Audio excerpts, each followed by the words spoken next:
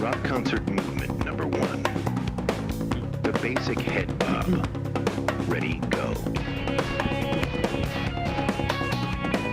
All right, Bradshaw with you here. 1:30 on a Tuesday afternoon. In fact, it's about right now.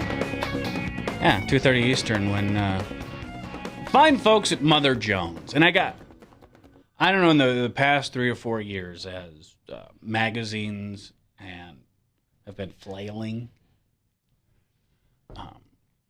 newspapers are, dying on the vine. You see yesterday the Register, they're leaving their building for a smaller space.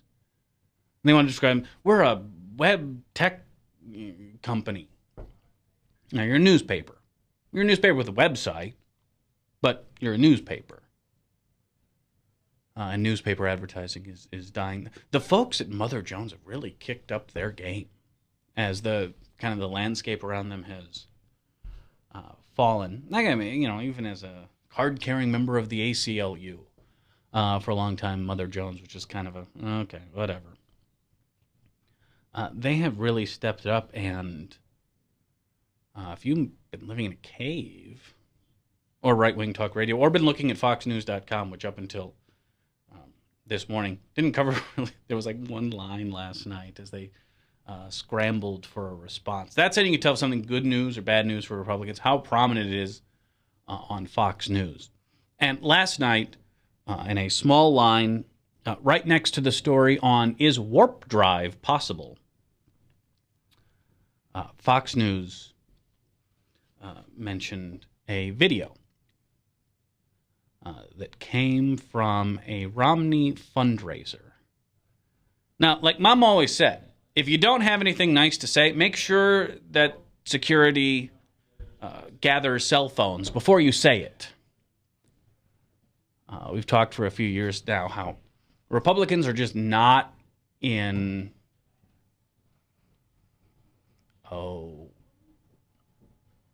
They're not ready for a YouTube world. And what used to be, the pattern, when you're talking to your people, you say one thing. When you're talking to the masses, you say another.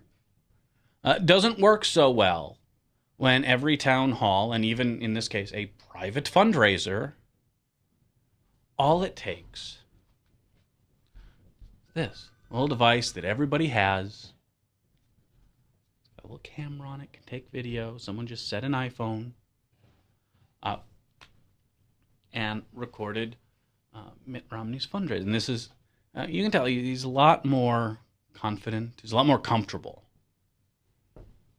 looking at the guest list, a bunch of other private equity millionaires. And this is a peek inside the veil. I don't know about you. Maybe your life is different. I don't get invited to a lot of, $3,000 a plate fundraisers. Those are expensive plates. I think it was $45,000 a plate. Oh, well. Yeah, let's... My bad. Yeah, I'm almost positive I heard that yesterday. Well, a lot of those, they ask for that, and that money goes...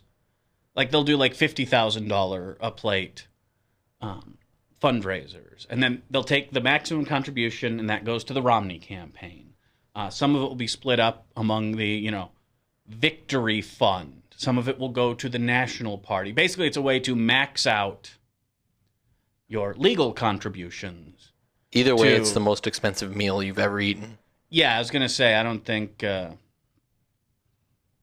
even a night at Morimoto's could do that sort of damage. But the food will probably be better at Morimoto's. I would imagine so. So it's cheaper. And plus, Mitt Romney, to the best of my knowledge, doesn't have his own beer. And wasn't an Iron Chef. Yeah, no. He might own a stake in Black & Decker, so you could get a screwdriver out of him.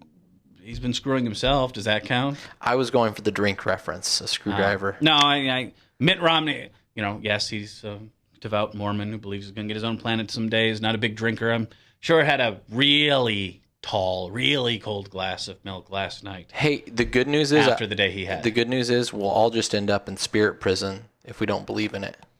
I wouldn't bet your magic underwear on that one. Now, to the video itself, there are a bunch of good stuff. We'll play a few of the clips out there. He speaks about his wife. we use her sparingly so that people don't get tired of her. Mitt's going to have to sleep. I believe that. Mitt's going to have to sleep on the couch in another one of his homes after that one. Says that, jokingly, of course, he would be better off if he was Latino. Because Lord knows, white males have been, especially rich ones, have been at such a disadvantage in this country.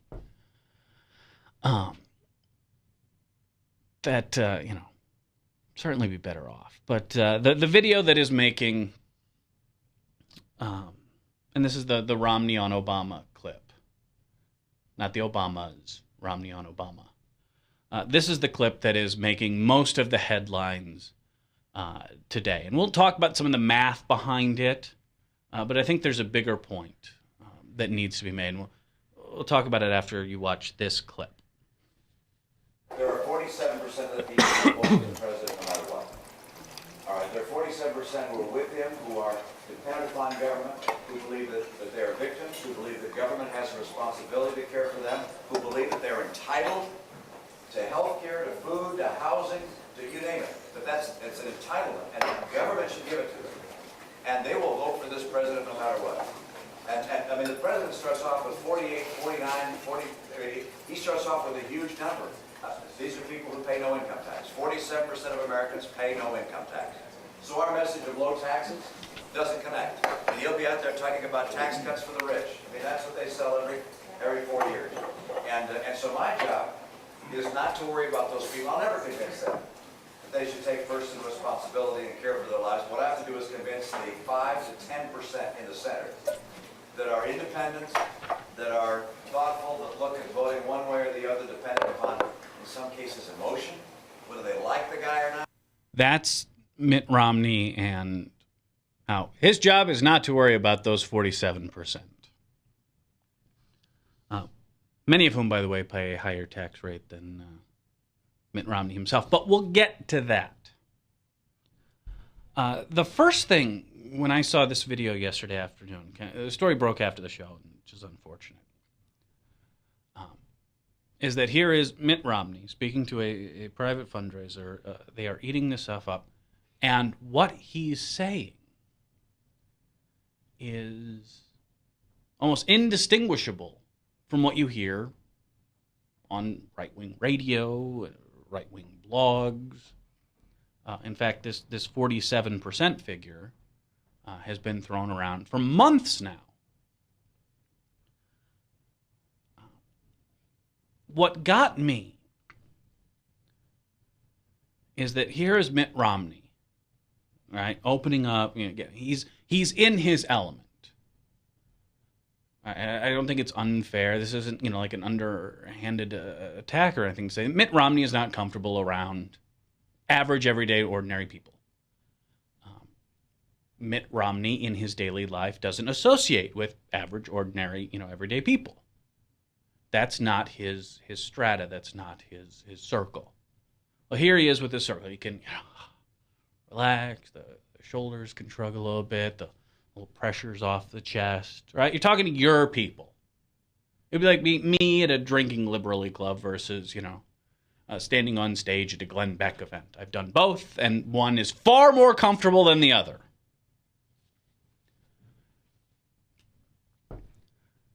What got me is that message, indistinguishable from average, everyday talk radio. Mitt's buying his own press releases. He's internalized them. That's what gets me. The only other person I've seen talking about is Paul Krugman in the New York Times. He's got a piece today. When the inner party believes the Proll feed. It's an Orwell reference from 1984. Proll feed is what you tell the base, the masses. It's your PR message. We have always been at war. With your age. We've always, chocolate rations are up this month. The point is, if you're a party member, right? If you're one of the people running things, calling shots, you don't buy your own PR feed. when Mitt Romney is sounding like a guy, on a bad talk radio station, there's a reason that's given at a private fundraiser and not part of his stump speech. Now, you're not supposed to believe your own BS. You're not supposed to believe your own press releases. That's what you put out to try to convince other people to believe. Where you, allegedly, know the truth. If I'm Theo Epstein, general manager, president of the Chicago Cubs, I'm telling my fans that this is an exciting year and we're looking forward to development and progress. Now, behind the scenes, I know that this season is going to be a dumpster fire of epic proportions. All right, things are going to be bad. We're going to be shipping every player we can get our hands on out of here. We'll trade him for 2 used Confederate soldiers and a bat rack if we can. All right, but that message doesn't sell a lot of tickets. So you kind of separate your internal workings from your PR. If, for example, Theo Epstein, who's a very smart and courageous man, truly believe that, we're just, we're on the cusp and we're working the process, it leads you to make bad decisions when you deny reality behind closed doors.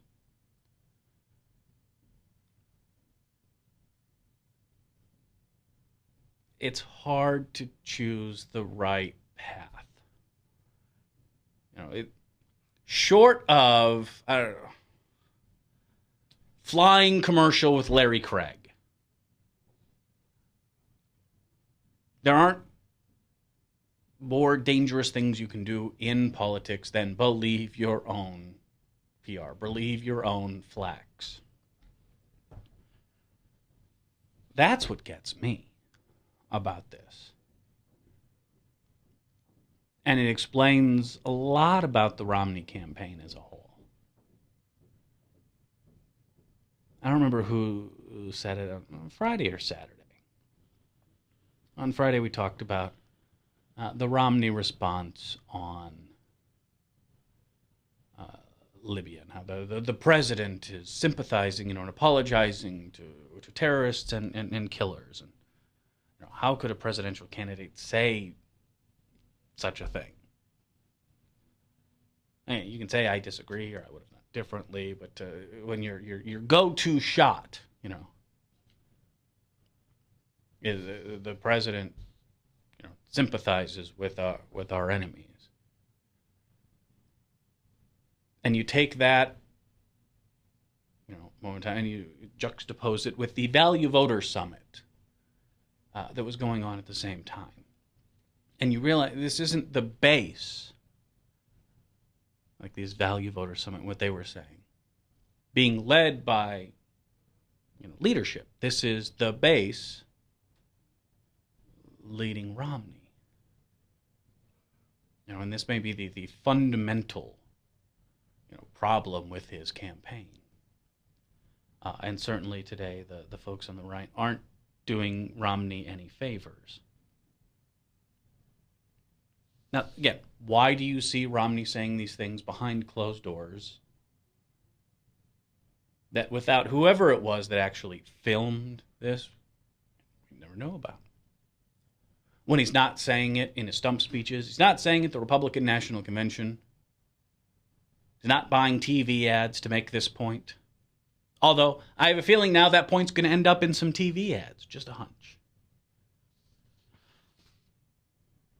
Because Romney knows, I would hope, at least someone in his employ knows that these are very good things to say to our base, and they are very bad politics. Let's go back to July. The fine folks at the Pew Research Center did a little polling. Again, polling's usually more interesting when it's just, do you like column A or column B better? And here they asked about the taxes that lower income people pay. 20% think that the poor pay too little in taxes in this country.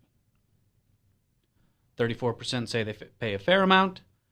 37% say they pay too much. Again, it's hard to go. I'm going to alienate 80% of people, and I'm going to dive and push real hard for that 20. I'm no James Carville. Why? I have much better hair. That's not a good idea. Only 23% of independents and 18% of moderates say low-income people pay too little in taxes. So you remove the Democrats from the list. Only 22% of self-described middle-class people, 69% say they pay their fair share or too much.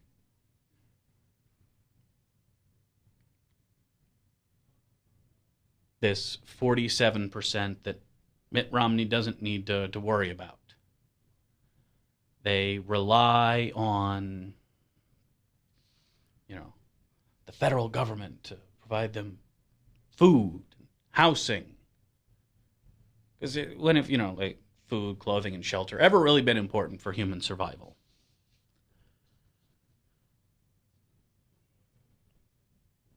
Who are these people? Who's not paying? Find that photo and throw that puppy up there. Who are these people that aren't paying income tax? Because the number's right.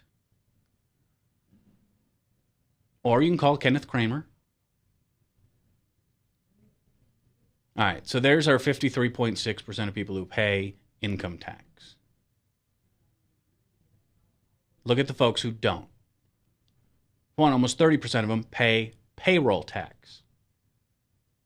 And at 15.1%, by the way, they are paying a higher tax rate than Mitt Romney's 13.9 in 2010. 10.3% of them are elderly. 6.9% make under $20,000 a year. And the the 1%, those are others. In a lot of cases, those are hedge fund managers, for example, who don't pay any income tax. Why? Thanks to a tax loophole bought and paid for. They don't pay income taxes. They pay capital gains on their income. It's a nice little quirk of the tax code. They take their income as a portion of the profits or proceeds of a hedge fund. So they're not going to pay the 5%, 36% top marginal tax rate. They pay a straight 15%. They have bought themselves a flat tax. And they still pay less than the folks who just pay payroll taxes. Where do these people live? We have this too. The map of where those 47% live. Can you guess? I don't want to spoil it, but can you just guess real quick where most of the people live? Because they actually rank this by state. Something is familiar about those red states. Those are your top 10. Oh, wait, those are all red states. Well, Florida is kind of iffy. Number 1, Mississippi, not surprising. Texas. They're poor states. And forget politics as a whole. These are where poor people live. And kudos, by the way, to the fine folks of Idaho for at least breaking the solid South when it comes to this. But that's where they live, and that's, what they make. There's another one by the age. We bring up the pay by age, Because we can look at the people who pay just payroll taxes, the folks who pay no federal income tax. You notice something about this list. During your working age, you're looking at 70, 80%. And as you move into your elderly years, yes, a good number of these, 47%, are elderly. There are folks who are just living off of Social Security. I would throw in also that 47% includes soldiers in combat zones, but would that be a low blow?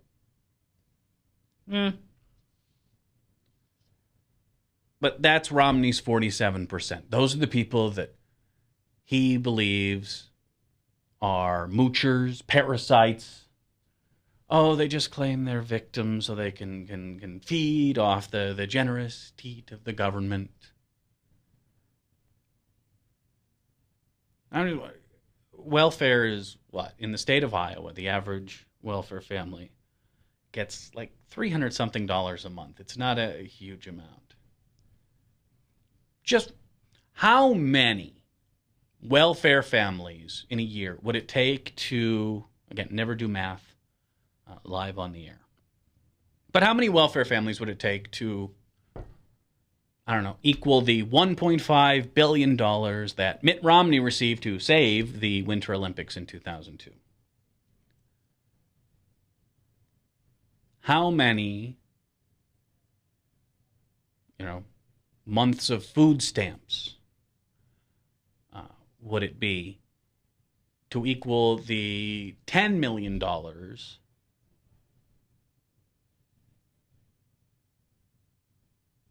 that we handed Bain to work them out of their little precarious financial situation? Yes, the original Bain, in which Bain Capital was a offshoot of, found themselves in a bit of a financial crisis. Part of their debt was owned by a bank that had been eaten by the FDIC, a failed bank, which made you and I owners of some of Bain's liability. As part of their financing agreement, Bain had two options. They could refinance their debt, or they could, declare bankruptcy.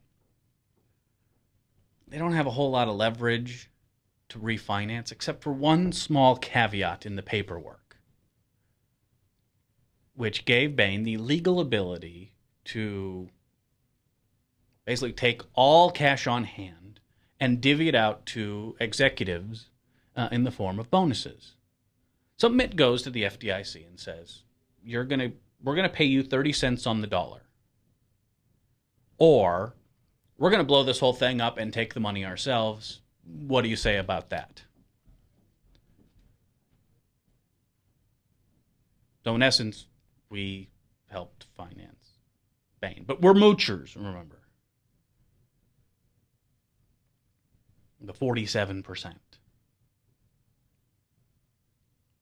Not to mention, again, back in 2007, before the financial crisis hit, that 47% number was 38%. A fair number of those, by the way, are thanks to the Earned Income Tax Credit, where families with children and the like, the child tax credit as well, can reduce their income tax burden. And they still pay payroll taxes. They still sell gas tax, sales tax, excise tax. They still pay that. But you can reduce your income tax liability to nothing. This was a big part of the Bush tax cuts. So that 47%, Republicans, you helped build that. And in reality, that's where that 47% comes from. But again, if you're just looking for the most simplistic and context be damned. This number looks bad, so we need to repeat it, far and wide. Well, that's what talk radio does now, isn't it? And the righty's been marching with this number for months. Eric Erickson over at Red State was doing that. We are the 53%. Again, I'm oblivious to the outside world, but this sounds good, and we're going to use it to attack the president. And when your candidate is spewing the same sort of dreck that comes from, the crap you feed your base, you got a problem. Why do you think Rush Limbaugh, Glenn Beck, Sean Hannity, any of these guys would never run for office? Mostly because they're morally repugnant human beings. For the most part, I do have to admit that Sean Hannity is incredibly nice in person.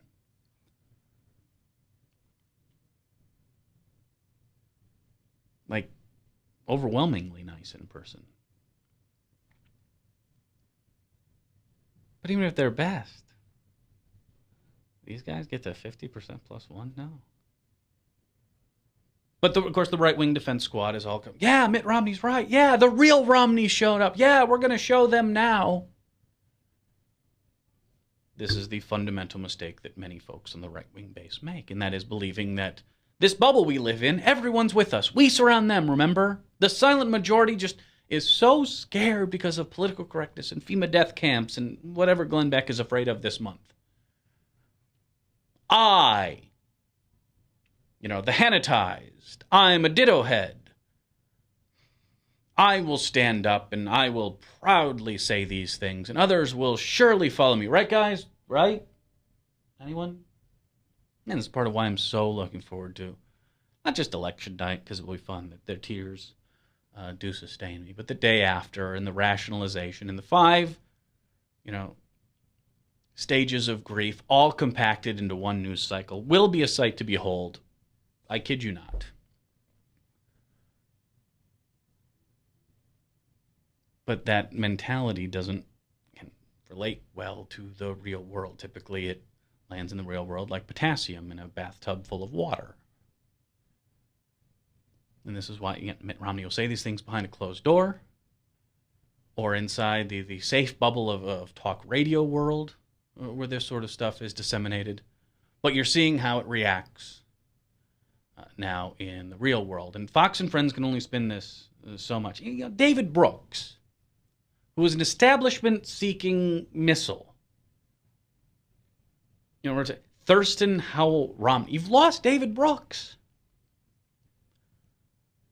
Maybe the most hackish columnist this side of Thomas Friedman, although I really need 6 more months to decide. The next 6 months will be pivotal. Maybe I was wrong. Maybe I was wrong about last week, and when they write whatever 2012's version of Game Change is, or Primary Colors, I thought the cover photo would be Mitt Romney walking away smirking.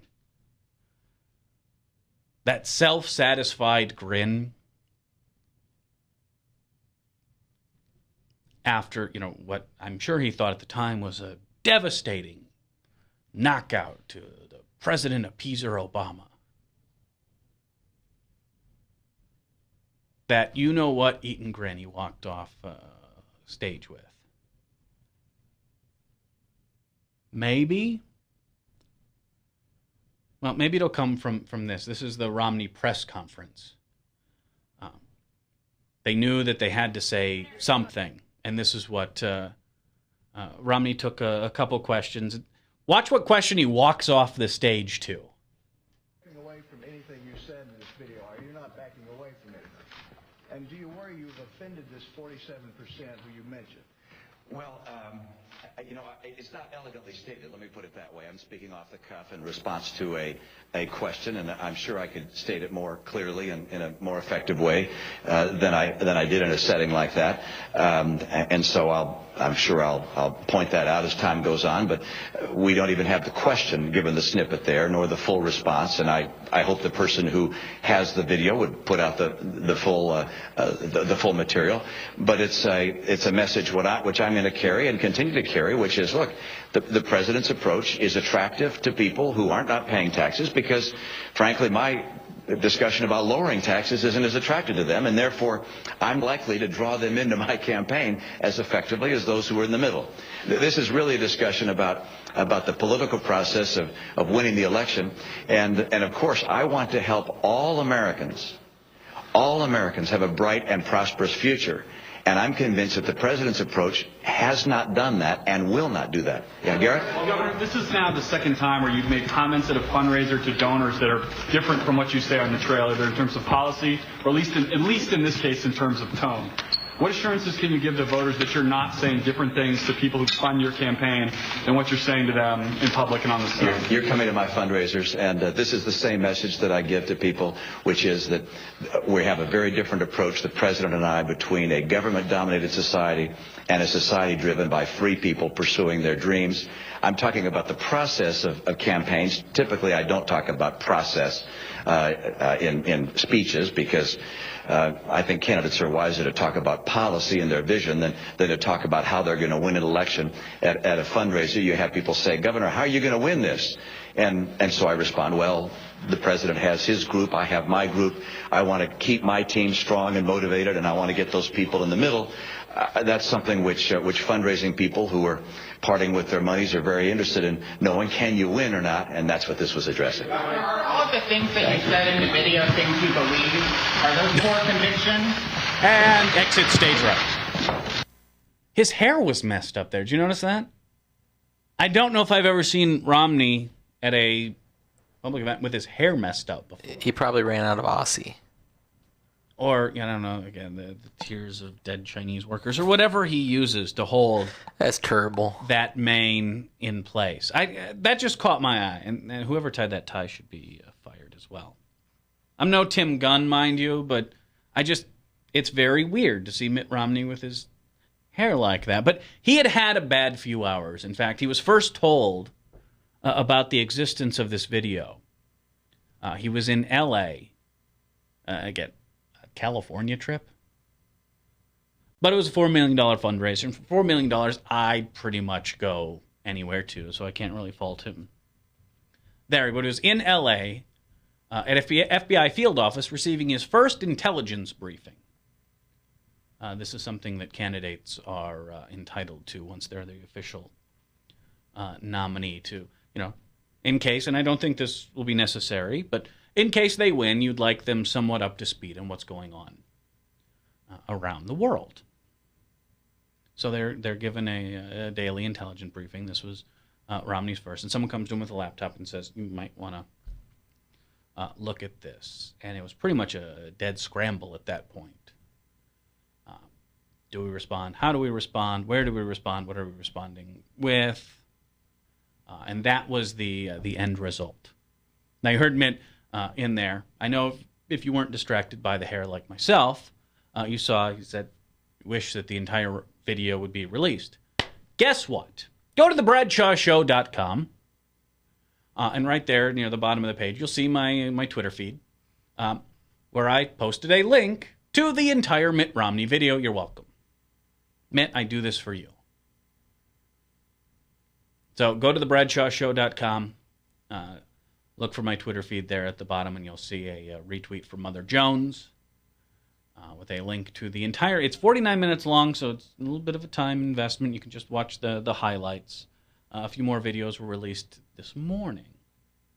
And we'll talk about some of the other clips and some of the fallout when we come back. Email me, radiobradshaw@gmail.com, or just go to thebradshawshow.com. Thanks for watching. Rebooting. It's a glitch in the Matrix. It's the man with the cars. It happens when they change something.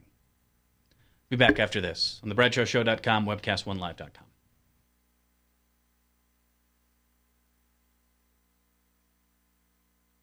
I'm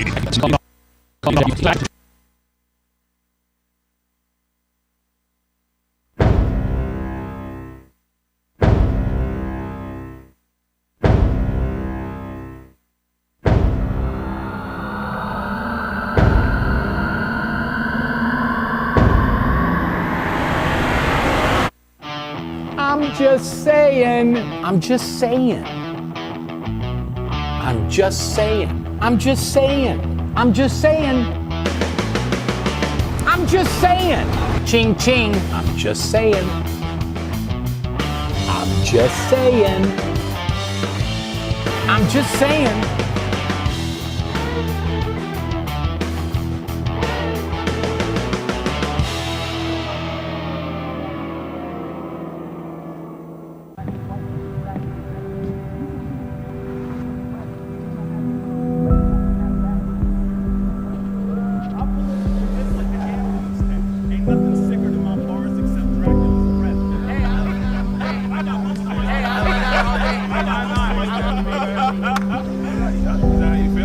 Feeling alone? God knows and He understands.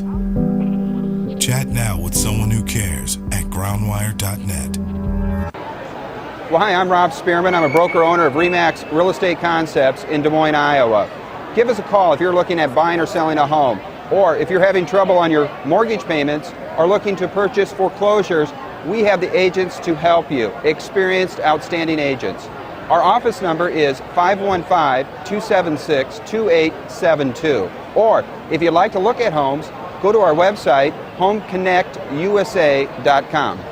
Hi, I'm J. Michael McCoy, and about 20 years ago, I went to a used car salesman by the name of John Hewitt. He had a little shop over there on North 2nd Avenue called John's Auto Sales, and I bought a car. I found that experience to be one that I had never had before from a used car salesman. He was honest, he was dependable, he had integrity, and he did what he said he was going to do. Well, over the years, between my kids and grandkids, I purchased 7 vehicles from John's Auto Sales. And last month, I asked him to be a sponsor. And he said not only would he like to be a sponsor, but he would offer a $100 tithe for every customer that came and bought a car from him directly to the church of your choice. I can tell you about their huge selection. I can tell you about their years of experience. I can tell you about their honest integrity. But all I really need to tell you is that I bought 7 cars, and you can trust them. John's Auto Sales, 5435 2nd Avenue, Des Moines. You need a good ride when you hit the trail. Trust the man with the cars, and he goes by the name of Big John. Big John. Big John. From the RE/MAX Real Estate Concept Studios, this is Webcast 1 Live. Rock concert movement number 1. The basic Hi. head bob. Ready, go. Freezing my patootie off here. It was in the 40s when I got up today. Unlike most of the Republican base, I'm not looking to get back to the 40s. Temperature or timeline. So it was just, again, I'm a mammal. All right, cold, bad. Rubbing your nipples is kind of disturbing. That's part of being a mammal. I don't know what mammals rub their nipples. Just quit. Do you want to? You can't milk your own nipples. We can go down that road if you'd like. Let's not. Quit rubbing your nipples. I'm just saying. It's weird. Keeps them warm. Ugh. Greg. So earlier we kind of dissected the 47%, and it's bad dog fooding. Are you familiar with the term dog fooding? No. And this goes back to Lauren Green. Remember Lauren Green? He did those Alpo commercials. You know, so I give it to my dog. And okay, this is something that I think, I don't know, did this start in the computer industry? I know it's widespread. And it's something that, we would teach radio people. Microsoft folks are supposed to use Windows and Zunes and eating your own dog food. I'm sure most people who work in an Apple store have a few iPods and an iPad. We would tell people, listen to your own radio stations, listen to other stations in the cluster. Mitt Romney, this is bad dog. He's eating Chinese imported dog food that is killing dogs and is killing the Republican party. He's ingesting. Think of the Republican Party like a human centipede. A is supposed to be, party leadership. And it moves down to, C, which is the base. What comes in, what comes out. I'm not going to elaborate any further on this, but some of you get what I'm talking about. That's how the Republican Party works. Mitt has turned the human centipede into the human circle. He is apparently both ingesting and regurgitating, right-wing talking points. I could think of other words, but this is a family-friendly affair. It wasn't just the 47%, although that's getting the majority of the attention today because, one, it's so easy to dissect. And frankly, good. And if I were just getting into if I had been living in Timbuktu, if I had just gotten back from a Mars mission or something and just landed, you would have a hard time convincing me that Mitt Romney was not a Democratic plant. You want to talk about foreign policy? That Bin Laden's dead. Whoa! How'd that happen? 47%? Well, who makes up that 47%? And that's the conversation that is happening today. That's probably a very serious conversation we needed to have years ago. But maybe we just weren't ready as a people. Let's talk about the elderly, and the soldiers, and the poor people with kids that make up that 47%. Let's talk about why, even when they're working and paying payroll taxes, they're paying a higher tax rate than Mitt Romney did in the 1 year of full tax returns we have of his. And how do we know he wasn't a member of the 47%? In any of the last 10? I mean, I do find, yes, a little irony in the fact that Mitt Romney is calling out people on what's in their tax returns.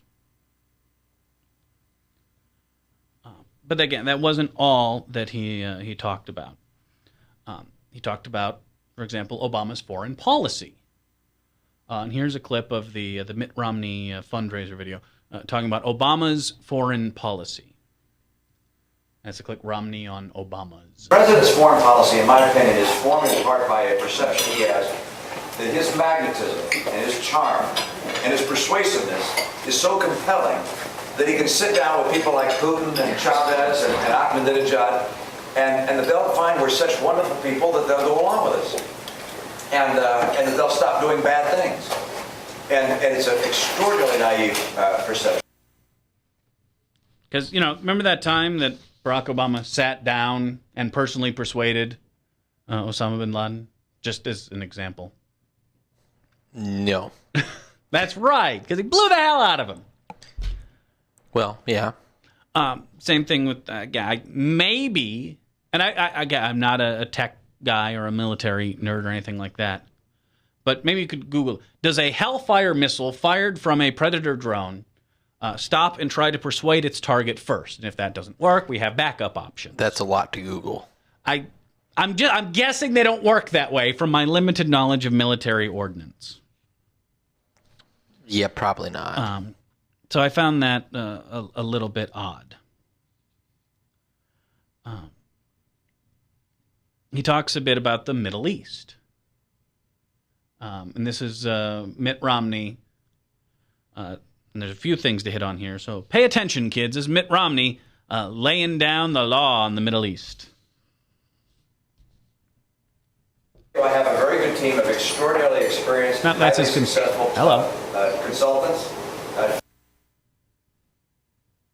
Which one is it labeled if that's not the right one? It should just say Romney on Middle East. Okay. Oh, here it is. My bad. Okay. Formed by two perspectives in this regard. One is the one which I've had for some time, which is that the Palestinians have no interest whatsoever in establishing peace, and that the pathway to peace is almost unthinkable to accomplish. Now, why do I say that? some might say, well, just let the Palestinians have the West Bank and have security and set up a separate nation for the Palestinians. And then come a couple of thorny questions. And I don't have a map here to look at the geography, but the border between Israel and the West Bank is obviously right there, right next to Tel Aviv, which is the financial capital, the industrial capital of Israel, the center of Israel. It's what the border would be, maybe 7 miles from Tel Aviv to what would be the West Bank. The other side of the West Bank, the other side of what would be this new Palestinian state would either be Syria at one point or Jordan. And of course the Iranians would want to do through the West Bank exactly what they did through Lebanon, what they did in Gaza, which is the Iranians would want to bring missiles and armament into the West Bank and potentially threaten Israel. So Israel, of course, would have to say, that can't happen. We've got to keep the Iranians from bringing weaponry into the West Bank. Well, that means that who? The Israelis are going to patrol the border between Jordan, Syria, and this new Palestinian nation? Well, the Palestinians would say, no way. We're an independent country. You can't guard our border with other Arab nations. And then how about the import? How about flying into this Palestinian nation? Are we going to allow military aircraft to come in? And weaponry to come in? And if not, who's going to keep it from coming in? Well, the Israelis. Well, the Palestinians are going to say, we're not an independent nation if Israel is able to come in and tell us where we land at our airport. These are problems that are very hard to solve, all right? And I look at the Palestinians not wanting to see peace anyway, for political purposes, committed to the destruction and elimination of Israel, and these thorny issues, and I say, there's just no way. And so what you do is you say you move things along the best way you can, you hope for some degree of stability, but you recognize this is going to remain an unsolved problem. I mean, we live with that in China and Taiwan. All right, we have a potentially volatile situation, but we sort of live with it. And we kick the ball down the field and hope that ultimately somehow something will happen and resolve it. We don't go to war to try and resolve it imminently. On the other hand, I got a call from a former Secretary of State. I won't mention which one it was, but this individual said to me, I think there's a prospect for a settlement between the Palestinians and the Israelis after the Palestinian elections. I said, really? And his answer was yes. I think there's some prospect, and I didn't delve into it. All right, the number of things wrong with that action. One, that true leadership shows kicking the can down the street. He gave the talking points, which you heard, but when he says, this is something, we're just going to kick it down. Someone else can deal with it some other time. Two, when he does the Taiwan-Japan or Taiwan-China analogy. Correct me if I'm wrong. I don't think mainland China is building settlements, for example, in Taiwan. You're stretching things a little thin there. But maybe the biggest thing is at the end when he says, former Secretary of State, won't say who, Kissinger. Well, it said, there may be a path to peace after the elections. I'd follow up on that. He's like, I didn't, I'd start asking questions. I'd clear out a half hour on my schedule and tell me more. What do you think? If I'm asking to be the leader of the free world, I don't know. That seems to be like something that I would be very interested in. But it didn't fit the narrative, and the whole thing just boggles the mind. I want to know, by the way, who filmed this. We know it was Jimmy Carter's grandson that kind of acquired the video and put it out there. But we don't know who filmed it. It's probably a coin flip. That's a really expensive filming experience. Unless you're working there. That's true. Unless you're a waiter. I've seen Party Down. I know how these things work. That makes a lot of sense because actually looking from the perspective of where it's filmed. Yep. And it looks like it's behind the bar. Yeah, my guess is that don't outsource your wait staff. Or take their cell phones and recording devices. Well, you might, just want to do that. In fact, I'm guessing that's going to be standard for these high dollar. Mitt Romney events. just needs to learn to shut up. Well, and again, this is... If he just plastic smile and wave and not answer questions, he'd be better off. Again, there's some root problems here. One, he sounds very different in his high-dollar fundraiser than he does on the stump, on the Sunday shows, in one-on-one interviews. That doesn't hurt, or that doesn't help his case. I don't know that he's a flip-flopping, mess who will say anything to any audience if he thinks it'll give him an advantage. Like a salesman, which he is. Maybe the bigger issue is, again, there's only so many hours of news time between now and the election. And, outside of the Rush Limbaugh show, where we proudly eat our own dog food, I think everyone is aware that Mitt Romney is not winning. And again, every minute, every hour, every press avail that you're talking about this is one you're not pushing your own message. That itself is a loss. You want to talk about process, Mitt? I'll talk about process.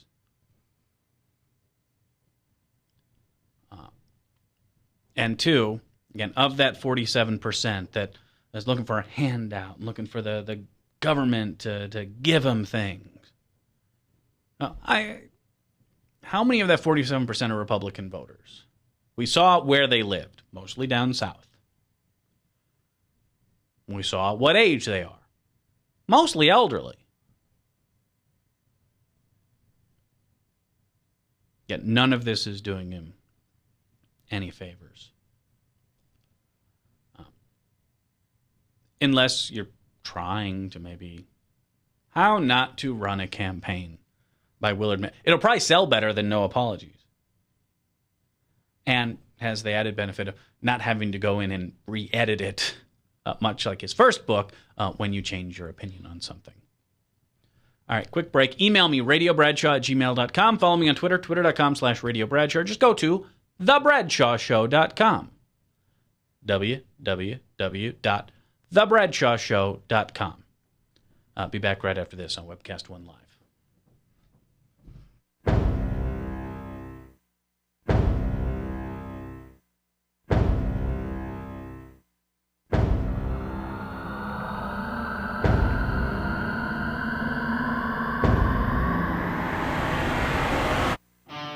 I'm just saying. I'm just saying. I'm just saying. I'm just saying. I'm just saying. I'm just saying. Ching ching. I'm just saying. I'm just saying. I'm just saying.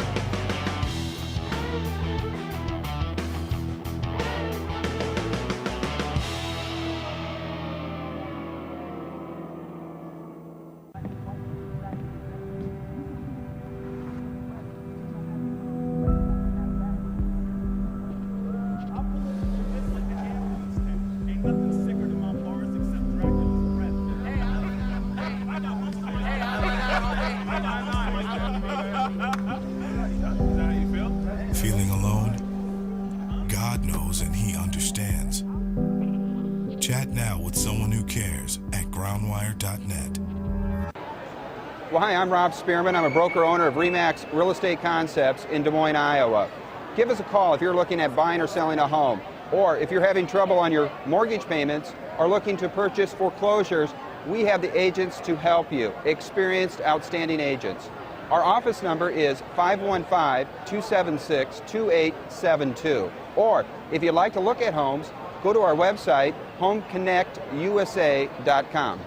Hi, I'm J. Michael McCoy, and about 20 years ago, I went to a used car salesman by the name of John Hewitt.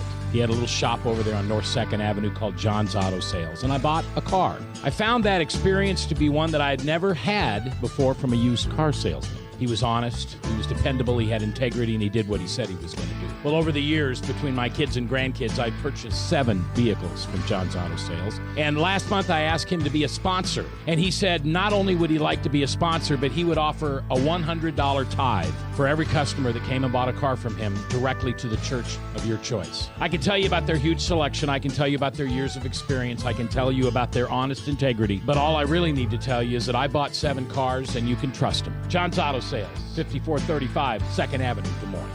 You need a good ride when you hit the trail. Trust the man with the cars, and he goes by the name of Big John. Big John. Big John. From the RE/MAX Real Estate Concept Studios, this is Webcast One Live. The basic head bob. Ready, go. All right, Bradshaw with you on a cold Tuesday afternoon in the capital city. Bad news. Siemens has announced that they are laying off 400 workers here in Iowa because Congress has failed to, so far, extend the wind energy tax credit. This is, again, we have a case where Mitt Romney has said very clearly he wants to end the wind energy tax credit.